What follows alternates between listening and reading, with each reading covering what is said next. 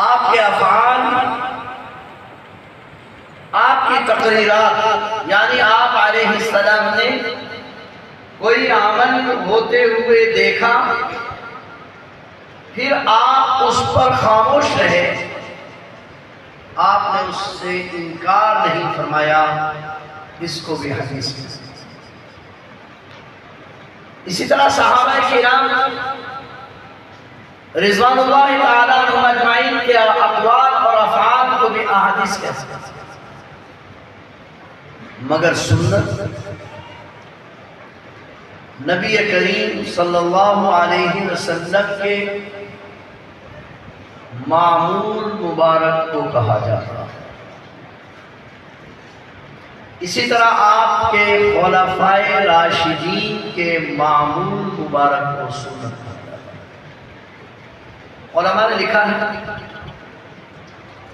कि दुनिया में कोई भी इंसान हो, उसकी जिंदगी के दो ही पहलू होते हैं। बाज़ काम ऐसे होते हैं जिन्हें वो रोज करता है, और बाज़ काम ऐसे होते हैं जिनको वो किसी उज़्र की बिना पर करता है। कभी मामूल से हटकर किसी मजबूरी की बुनियाद पर करता है। जिन कामों को वो रोज करता है उन्हें मामूल कहते हैं, और जिनको कभी कभार करता है उनको जरूरत कहते हैं। इसी तरह अल्लाह का नबी और रसूल जिस अमल को मुसलसल करे, या आपके खुलफ़ाए राशिदीन जिस अमल को मुसलसल करे, उसको सुन्नत कहते हैं। और जिस अमल को आप कभी करें कभी छोड़ दें, उसको हदीस कहा जाता है। हदीस आम है, सुन्नत खास। मिसाल के साथ समझें, इस वक्त हम जामिया के जलसा में बैठे और जेहलम शहर में भी मौजूद। जेहलम शहर आम है, जलसा खास, इदारा खास। जो आदमी इदारे में मौजूद है वो जेहलम में भी मौजूद है, और जो जेहलम शहर में मौजूद है जरूरी नहीं कि वो इदारे में भी हो। ये भी हो सकता है कि इदारे में हो, और ये भी हो सकता है कि ना हो। सुन्नत खास है, यानी जो अमल सुन्नत मुबारक से साबित है वो अमल हदीस भी है, और जो अमल हदीस से साबित है जरूरी नहीं कि वो सुन्नत भी हो। नहीं, यूं कह दीजिए कि सुन्नत खास है और हदीस आम है। हदीस हर अमल को कहा जाता है, सुन्नत मामूल को कहा जाता है। हदीस का लफ्ज़ उज़र पर भी बोला जाता है, जबकि सुन्नत का लफ्ज़ उज़र पर नहीं बोला जाता। तो जरा समझिए बात। हम अहादीसे मुबारका पर ईमान लाते हैं, मगर अमल सुन्नत पर करते हैं। इसकी तीन वजह। पहली वजह, सुन्नत पर अमल करने से हदीस पर भी अमल हो जाता है, क्योंकि हर सुन्नत हदीस है और हर हदीस सुन्नत नहीं। लिहाजा सुन्नत मुबारका पर अमल करने से, क्योंकि हदीस पर भी अमल हो जाता है, इसलिए हम अमल सुन्नत मुबारका पर क्या करते हैं। नंबर 2, जितनी भी अहादीस की किताबें मौजूद हैं, उनमें जो भी अहादीस हैं वो जब भी आप उठाएंगे तो आपको कहीं ये अल्फाज मिलेंगे अलैकुम बिसुन्नती, कहीं मिलेगा मन अहब्बा सुन्नती, कहीं अन निकाह मिन सुन्नती, कहीं मन तमस्सक बिसुन्नती। जब भी अमल की बात आएगी तो सुन्नत पर अमल का हुक्म आपको मिलेगा। कहीं ज़िक्र आया हदीस में, कम अज कम हमारी मालूमात में ऐसी हदीस नहीं है कि हुजूर अलैहिस्सलाम ने फरमाया हो अलैकुम बिहदीसी। जब भी आपने सुन्नत पर, जब भी आपने अमल का हुक्म दिया, सुन्नत पर अमल का हुक्म दिया, अन्निकाह मिन सुन्नती मन अहब्बा सुन्नती मन तमस्सक बिसुन्नती अलैकुम बिसुन्नती। क्योंकि हुजूर अलैहिस्सलाम ने हमेशा अपनी सुन्नत पर अमल का हुक्म दिया, इसलिए हम आप अलैहिस्सलाम की हदीस को हक को मानते हैं, मगर अमल हम सुन्नत मुबारका पर क्या करते हैं। तीसरी वजह, हदीस की 70 किस्में मुहद्दिसीन ने लिखी है। सही हदीस, हसन, हसन लिगैरी, गरीब, ज़ईफ, मौज़ू। मगर सुन्नत की 2 ही किस्में हैं। अगर कभी जिंदगी में आपने छोड़ा भी है तो गैर मौक़रा, और अगर हमेशा करते रहे तो मौक़रा। क्योंकि हम अमल सुन्नत पर करते हैं, इसलिए अपने आप को अहले सुन्नत ही कहलाते हैं, अहले हदीस नहीं कहलाते। क्योंकि अगर हम अपने आप को अहले हदीस कहलाएं तो साइल का सवाल होगा कि आप सही अहले हदीस हैं या ज़ईफ अहले हदीस हैं, या गरीब अहले हदीस हैं, या मौजू अहले हदीस हैं, या ज़ईफ अहले हदीस हैं। तो हम क्योंकि अमल सुन्नत पर करते हैं, इसलिए अहले सुन्नत ही कहलाते हैं। अब इस बात को समझने के बाद जरा सिर्फ एक नमाज के चंद मसाइल पर गौर करना। हम हदीस को हक मानते हैं मगर अमल सुन्नत पर करते हैं। सुन्नत पर करते हैं। हम हदीस को हक मानते हैं मगर अमल सुन्नत पर करते हैं।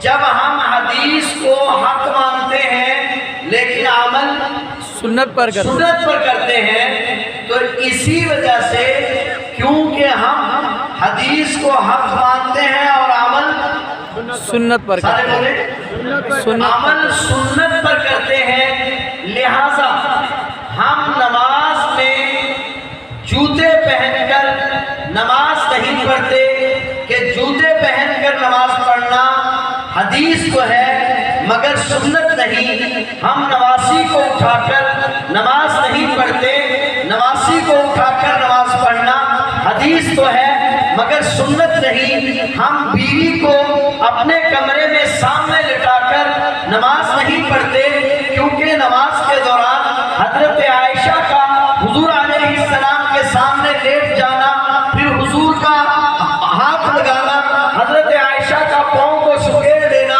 हदीस तो है मगर सुन्नत नहीं। इसी तरह नबी अकरम सल्लल्लाहु अलैहि वसल्लम का जूते पहनकर नमाज पढ़ना हदीस है, सुन्नत नहीं। इसी तरह नमाज में रुकू जाते वक्त, रुकू से सर उठाते वक्त रफ़े यदैन करना हदीस तो है मगर सुन्नत नहीं। सुभान अल्लाह। हम अमल किस पर किया करते हैं? सुन्नत पर। जी भाई, सुन्नत पर हम अमल सुन्नत पर किया करते हैं। अब आपको ज़ख़ीरा हदीस में देखिए, कुछ लोग आपको मिल जाएंगे नंगे सर नमाज पढ़ते हुए। अब नंगे सर नमाज पढ़ना हदीस तो है मगर सुन्नत नहीं। हम नंगे सर नमाज भी नहीं पढ़ते, अगली बात क्या है, और सिर्फ एक कपड़े में भी नमाज नहीं पढ़ते।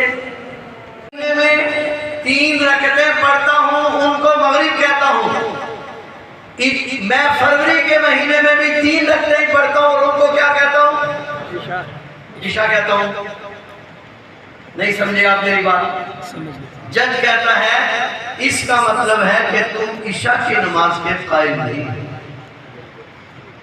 पढ़ते तुम मगरिब ही हो, उसी को तुम फरवरी में ईशा कहने लग जाते हो।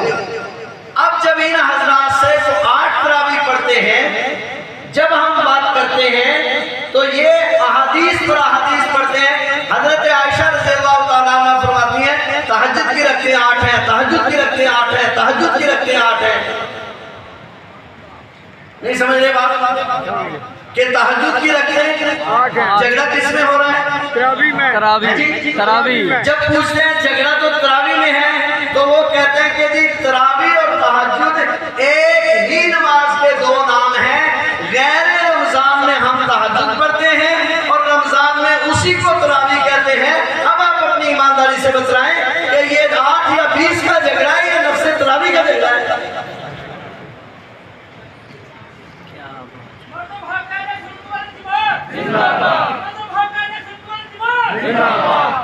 इन हजरात से जो इख्तिलाफ है वो झूठ पर है।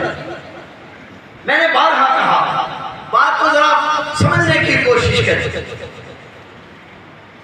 जब हम कहते हैं ये आप ये बताइए, थोड़े थोड़े मेरे साथ आप बोलेंगे, कुल फर्जों की रखते कितनी हैं? 17। 2 फजर, 4 जोहर, कितनी होगी? 6। 4 असर, 10 कोई हिसाब के अंदर मेरे हाल 3 मगरिब, 3 मगरिब 13 और 4 ईशा कितनी होगी? 17। तो 17 रकातें हैं फर्जों की। जो दोस्त ऊंची आवाज से आमीन कहते हैं वो 6 रकातों में ऊंची आवाज से कहते हैं और बाकी 11 में आहिस्ता आवाज से कहते हैं। हम कहते हैं झगड़ा नहीं है, कोई झगड़े की तो बात ही नहीं है। बस आप जो ये कह रहे हैं कि 6 में ऊंची आवाज से कहनी चाहिए और बाकी 11 में आहिस्ता आवाज से, तो 6 में ऊंची आवाज से आमीन कहने की हदीस दिखा दीजिए और बाकी 11 में आहिस्ता आवाज से कहने की हदीस दिखा दीजिए। इसमें झगड़ा कौन सा? आप कहते हैं कि जी जिन रकतों में किरात आवाज से है उनमें आमीन भी आवाज से है, जिनमें किरात आहिस्ता है उनमें आमीन भी आहिस्ता है। हम कहते हैं चलो इसी की हदीस दिखा दीजिए। जब हम मुतालबा करते हैं हदीस का तो फिर मुतालबा बदल जाता है। तो कहते हैं नहीं हम तो यहूदियों को चिढ़ाने के लिए करते हैं। हदीस में आता है कि यहूदी आमीन और रब्बना लकल हम्द से चिढ़ते हैं, तो फिर तो हमारा सवाल का हक बनता है कि ये फरमाइए आपकी मस्जिद में यहूदी आते होंगे, आप चिढ़ा दिया करो। हमारी मस्जिद में तो कोई यहूदी आता नहीं, इसलिए हमें चिढ़ाने की जरूरत नहीं। बेशक हमारी मस्जिद में कोई यहूदी आता है, हमारी मस्जिद में तो कोई यहूदी नहीं आता, लिहाजा हमें तो चिढ़ाने की कोई जरूरत पेश नहीं आती। लेकिन कमाल यहूदी है आपकी मस्जिद के जो ईशा की पहली 2 रकतों में चिढ़ते हैं, आखिरी 2 रकतों में भी चिढ़ाया करो ना। आखिरी 2 रकतों में किधर चले जाते हैं? तो अहले सुन्नत वल जमात का जो मज़हब है वो बहुत सादा और बहुत साफ सुथरा है। हम कहते हैं कि आमीन दुआ है। क्या है आमीन? दुआ है। और ये जरा आमीन दुआ है। और दुआ का उसूल क्या है कि दुआ में असल सिफा है कि वो ऐसा मांगनी चाहिए, लिहाजा आमीन भी ऐसा कहते हैं। बात समझ में आ रही है कि नहीं समझ में आ रही है? तो बात दूर निकल गई। मैं ये बात कहना चाह रहा था कि हम हदीस को हक मानते हैं मगर अमल सुन्नत पर। सारे बोले अमल किस पर करते हैं? सुन्नत पर करते हैं। आगे थोड़ा सा एक घेर और लगाना है। हम कुरान और हदीस को हक मानते हैं मगर मसला फिक़ह से देखते हैं। बहुत तवज्जो रहे। हम कुरान और हदीस को हक मानते हैं मगर मसला फिक़ह से है जी। सारे बोले मसला फिक़ह से देखते हैं। बात को जरा समझना। ये जो मुजतहिद होता है, हम एक लफ्ज बोलते हैं मुजतहिद, लफ्जी माना इसका होता है जमीन खोदकर उसके नीचे से पानी निकालना। तो जमीन के नीचे पानी मुजतहिद का होता है या अल्लाह ताला का? अल्लाह जी अल्लाह का। मुजतहिद क्या करता है कि हमारे और पानी के दरमियान जो मिट्टी का फासला है ना, उसको खत्म कर देता है। इस तरह मुजतहिद की शरीयत जो होता है, हमारे और मसले के दरमियान जो जहालत का पर्दा होता है उसको उठा देता है। लिहाजा हम कुरान और हदीस को, कुरान और सुन्नत को हक मानते हैं, मगर मसला फिका से लेते हैं। मसला फिका से ले। फिका से देखते हैं। अब इस पर बहुत बड़ा इश्काल है कि अतीउल्लाह व अतीउर रसूल का हुक्म है, ये फुकहा दरमियान में कहां से आ गया? तो मैं आपसे पूछता हूँ, हमारे पास सबसे मोतबर बात कुरान करीम के बाद सबसे अहम जखीरा वो अहादीस का है। यही से मैंने बात शुरू की थी ना, किसका है? हदीस का। सारे बोलो ना, हदीस का। अहादीस का जखीरा है। अच्छा, अहादीस के बारे में हम कहते हैं कि ये सही है, ये ज़ईफ है, कहते हैं कि नहीं कहते? उसके लिए कोई उसूल है? बहुत तवज्जो से समझे, मैं बहुत सादा बात कर रहा हूँ। हम कहते हैं ये हदीस सही है, ये हदीस ज़ईफ है, ये हदीस मौजू है। इसके लिए हदीस को जांचने के लिए, परखने के लिए मुहद्दिसीन ने कुछ उसूल बनाए हैं या नहीं? ये मुहद्दिसीन कौन है? ये नबी है, ये उम्मती नहीं है। अगर एक आदमी उसूल बनाता है कि हदीस मुझ तक सही पहुंचे, उसके लिए ये उसूल है, तो वो उसूल बनाने वाला मोतबर है। और एक आदमी कहता है हदीस के माने के सही पहुंचने के लिए भी ये